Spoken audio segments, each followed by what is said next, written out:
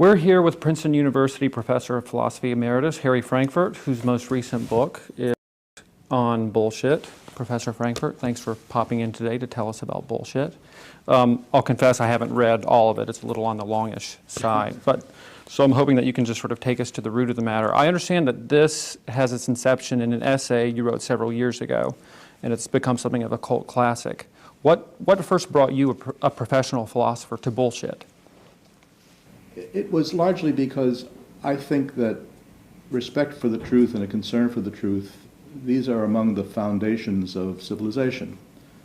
And I was, for a long time, kind of disturbed by the lack of respect and concern for the truth that I seem to observe in much of the speech and writing that was being produced. And bullshit is one of the deformities of these values. So I thought, try to find out more about it, try to find out what it is.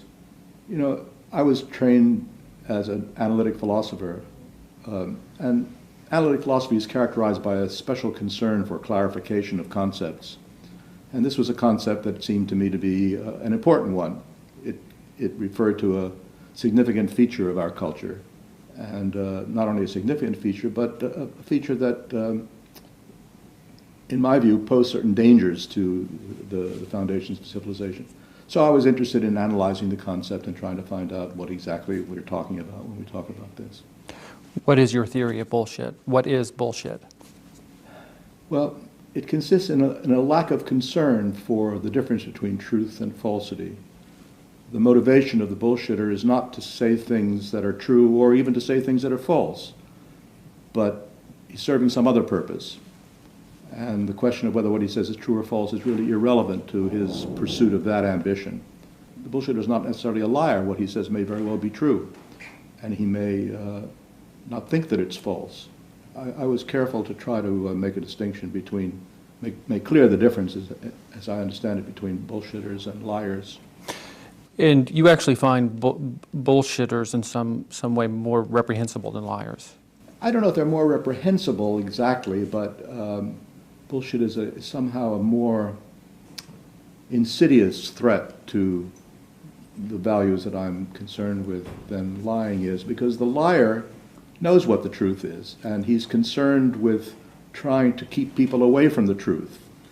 This in itself shows a certain respect for the value of truth and the importance of truth, whereas the bullshitter doesn't care at all. So his stance is a greater threat to respect and concern for the truth than the liar's is. The liar wants to substitute for the truth something that he knows or believes to be false. So the difference between truth and falsity is very important to him, whereas to the bullshitter it's not important at all.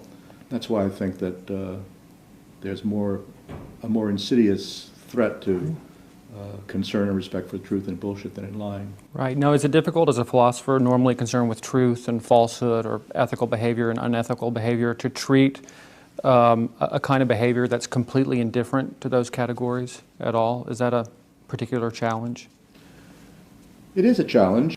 I do think that there's a question that I didn't deal with in my essay that I think is worth pursuing, which is our attitude towards bullshit, why we are so tolerant of it, because I think we are very tolerant of it, much more tolerant of it than of lying. Lying strikes us as somehow a violation. We feel that the liar is injuring us in some way, or at least threatening to injure us. We don't feel that way so much about the bullshitter. And I don't really understand exactly why our attitudes towards these two deformities of respect for the truth, why our attitudes are so different in the two cases. I think I raised this question in the essay and said I was leaving the problem as an exercise for the reader. So far I haven't received any reports of Right. the results of these exercises.